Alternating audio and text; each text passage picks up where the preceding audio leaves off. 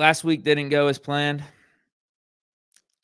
I thought the Steelers were going to house the Colts. I thought it was a huge mismatch. Steelers, up to that point, ran the ball really well. Colts couldn't stop the run at all. I thought they had a lucky game against the Bears. Anthony Richardson, up to that point, turned the ball over a ton. 6 interceptions, led the league. I think he still leads the league in picks. And Steelers defense really good at turning the ball, really good at takeaways. So that was a match made in heaven. I thought we were going to win the game pretty good, man. I really did.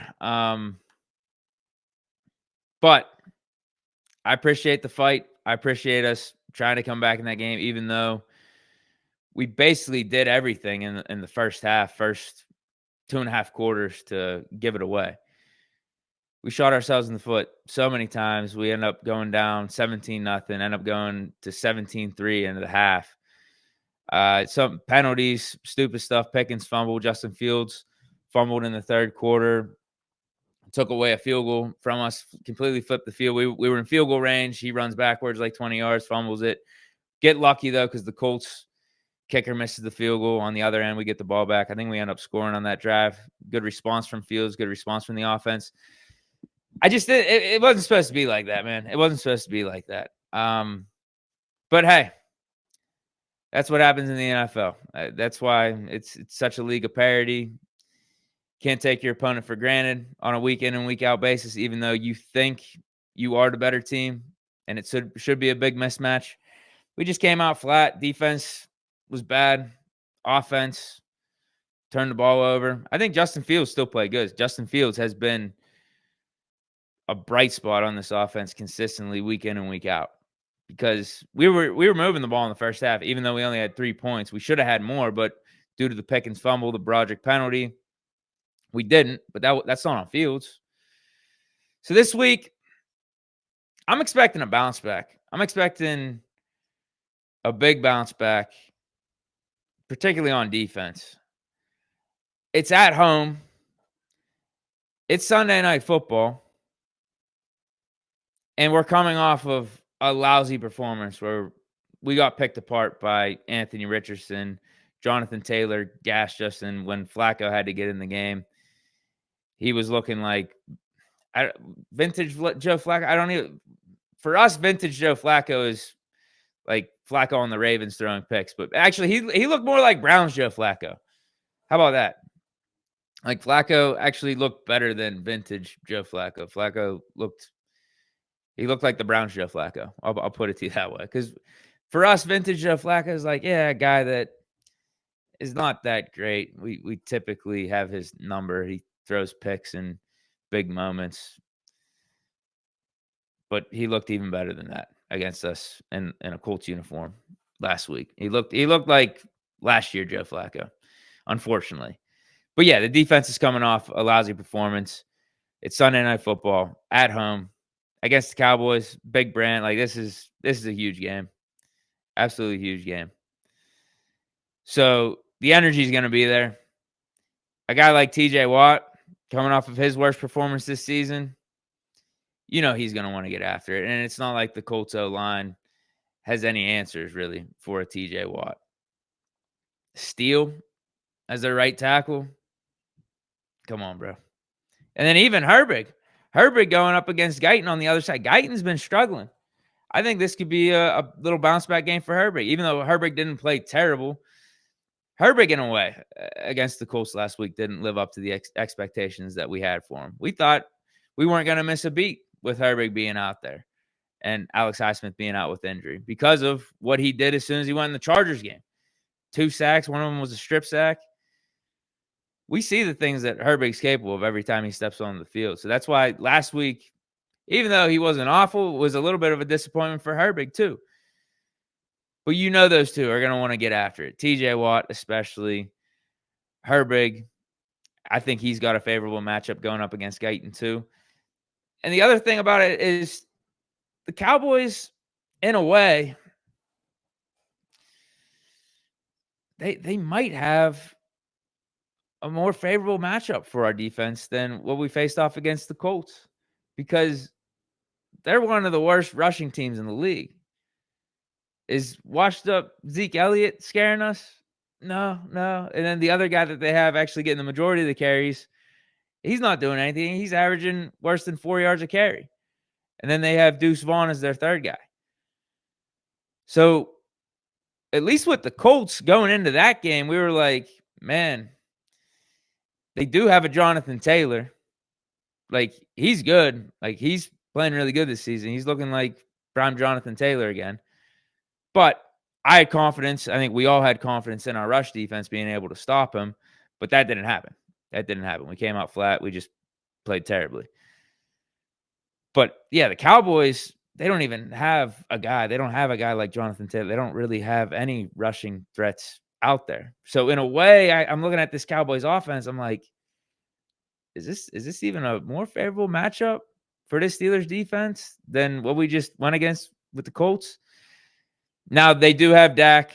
He's a better quarterback than Anthony Richardson.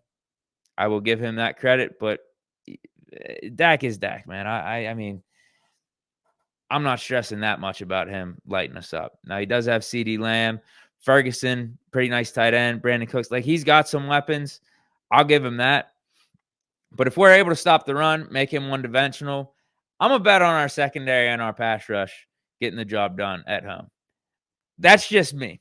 Now, if they come out like they did in that Colts game, all bets are off. This might have to be a shootout, just like that Indy game, and Justin Fields is going to have to, go for 303 touchdowns again.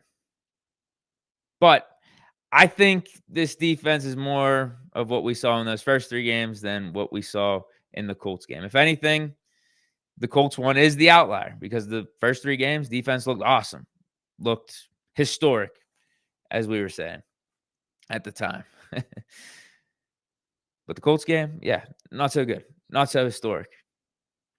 That's the outlier game. Out of the 4 games, 75% of the time, this defense has been top notch. So I'm gonna lean on that. I'm gonna lean on the defense bouncing back and having some high energy for this game at home. Sunday Night Football, obviously big game, big game. And then on offense, Justin Fields, I think keep doing what you're doing. I know there's some talk about Russ, the job still being open for Russ, but get out of here. This is Justin Fields' team, man. This is Justin Fields' team. I'm sorry, you cannot even think about putting in Russ for this game.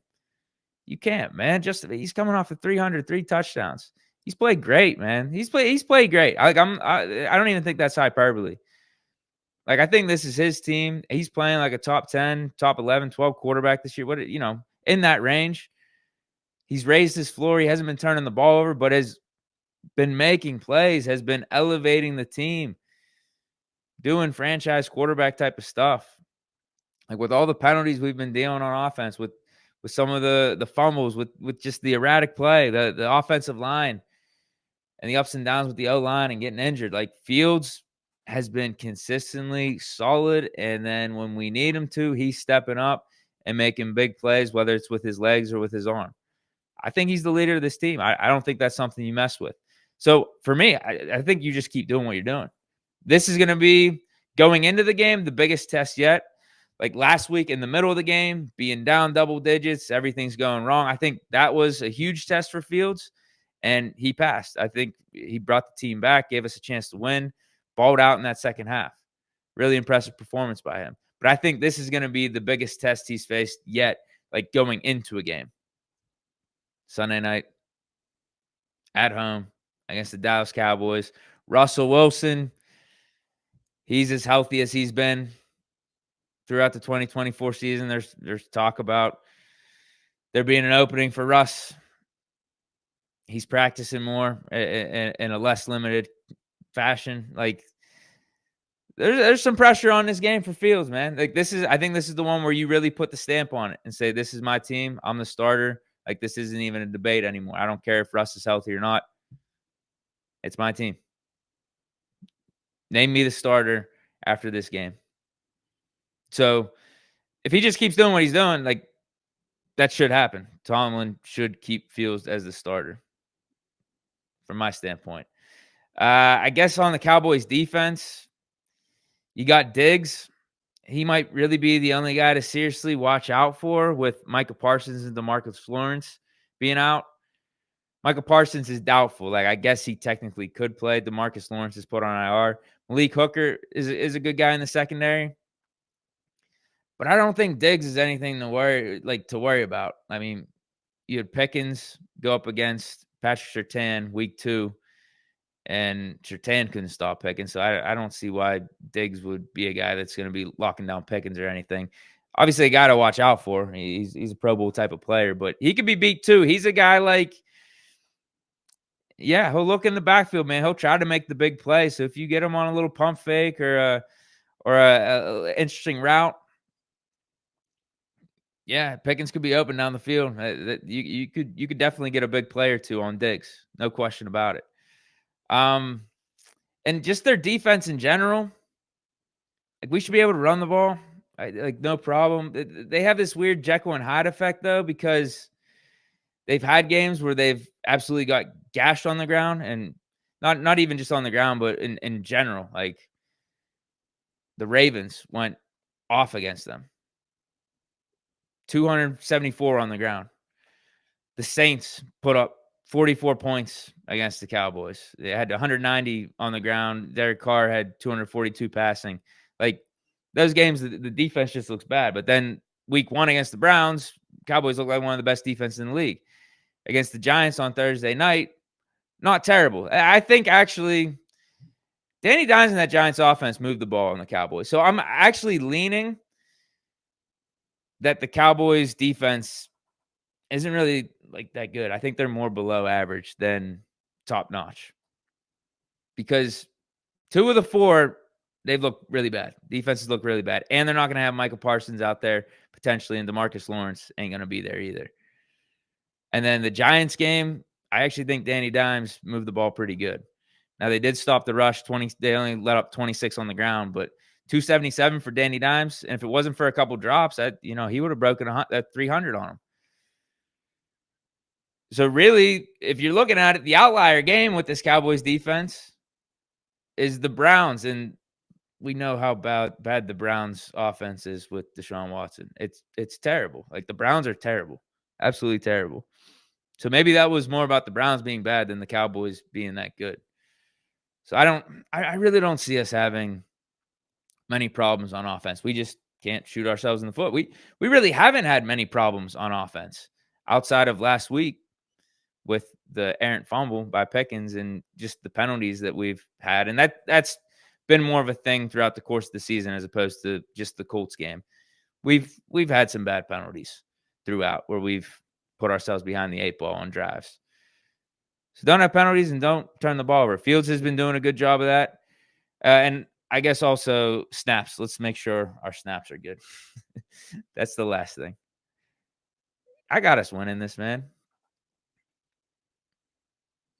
Man, I've been saying similar scores for my score predictions week in and week out. I got to switch it up. Is this a breakout game for the offense where we get 30 plus? I see us getting that 24 number. I keep saying 24, but let's go 27 then. Let's go 27. And I think Cowboys get like 17, 27-17. I think it's a good day for the defense. Maybe the Cowboys get an additional 7 points in garbage time or something like that. But I think it's going to be a really good day for the Steelers, both offensively and defensively. Huge bounce back game. I think they feed off the energy from the home crowd. And I think it's needed. I think it's just like a natural thing that's going to be happening coming off of the loss. Like, going into the Colts game, everyone was talking about us really highly. Like, we're a top 5 team in the league. We're talking about the defense being historic. So players might have bought into that a little bit.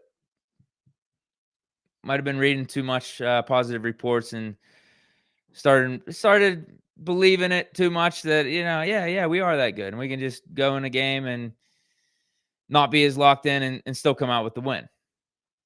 All right, learning lesson last week. Can't come out flat. Can't do some of the things that we did. Now we got a game at home against the Cowboys, formidable opponent, but they should be nothing that we can't handle. So I was about to say 24, 27-17 Steelers. I'll read a few comments before I get out of here. Uno Creation says breakout game for Najee. Maybe. I don't see a reason why the Cowboys are stopping us like that on defense. I would like Jaylen Warren to be healthy. I would like Cordell Patterson to be out there, though. I do feel like Najee, particularly early in the game, like he needs a compliment. Whenever the offense is flowing, we got momentum. He's a good guy to close out the game. Don't get me wrong. Like he could be the guy that's out there for the majority of the snaps. But I think we need a Patterson. We need a Jaylen Warren with Najee early in the game, just to be more dynamic on offense, just to be less predictable. Oh, I didn't know this. GB1974 says Brandon Cooks is out. Okay, one less guy to worry about. We got our injuries. They got theirs. I think we're going to be more well-equipped to deal with ours. Because really, ours is the offensive line. It's nothing to sneeze at and gloss over, but they got stars that are going to be out. They got Michael Parsons and DeMarcus Lawrence. Those are two of the best guys that they have on defense. And a Brandon Cooks. He's their second-best receiver out there after CeeDee Lamb.